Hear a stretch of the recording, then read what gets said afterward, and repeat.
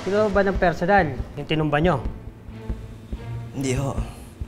Pagkakalam ko lang ho, nirerentahan lang ho sila ni Boss Bay. Matapos ang negosasyon nina Boss Bay at Joshua kina Erica at Karen noong madaling araw ng September 10, naunang pumunta raw sa motel sina Erica, Karen at isa pang kasama. Magwi-withdraw raw kasi ng pambayad ang mga suspect. Pakwento nga po, anong nangyari po dito sa lugar ito? Dito sir, dito nakatayo yung biktima at saka yung witness natin, Dito sir. mismo? Yes, sir. Dumaan po dito sir yung yung suspect para magpaalam at magwi-withdraw lang po ng pera sa ATM. Okay. Nang may dumating nung nakamotor na dalawang lalaki. Wala pa. Ano? Ay, Maxis, haggard na ako, ha? Dahil hindi pa rin dumarating ang mga suspect sa motel, lumabas muna sa kalsada sina Erica. Pero ilang sandali, dumating ang motorsiklo nina Boss Bay at Joshua. Ayon sa mga investigador ng Pasay City Police, sa mismong pwesto ron nito tumayo ang biktima nang siya'y balikan ng dalawang suspect mula roon sakay ng dalawang motorsiklo.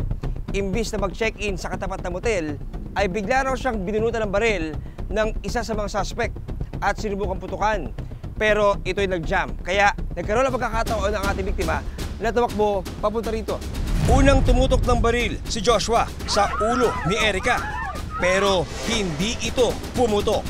Makikita pa sa video ang pagtakbo ni na Erica at dalawang kasama. Sunod namang naglabas ng baril si Boss Bay. At sa pagkakataong ito, 3 beses niyang pinagbabaril si Erica. Bumunot na rin po siya ng baril at pinutukan po yung biktima. Na tinamaan po sa bandang likod po yung biktima. Makikita sa video na nakapaglakad pa ng ilang metro si Erica papunta sa harap ng motel. Ilang sandali pa, tuluyan na siyang napaupo at humandusay sa kalsada.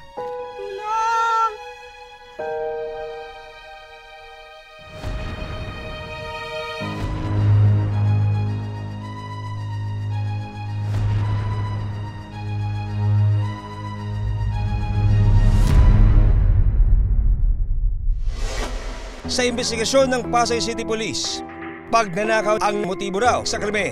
Chief, ang kwento ho kasi ni Boss Bay, ninakawan daw ho siya ng pera. Erica, asan yung pera ko? Yung pera. Papamalay ko. Pitaka mo hindi naman akin.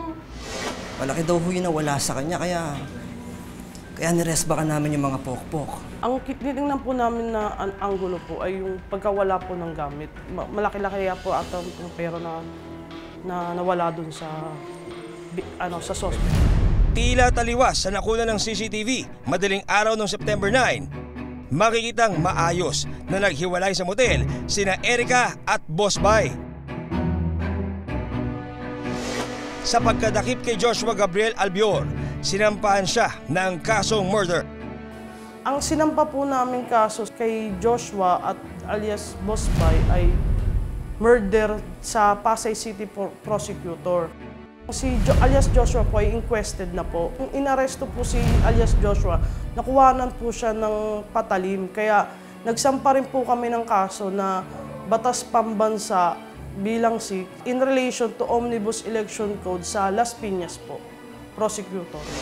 At large ang itinurong gunman na si Gilbert Albios Puerto alias Boss Bay. Sa pagkamatay ni Erica, umaasa sina Arnel na hindi magtatagal tuluyan nilang makakamit ang hustisya.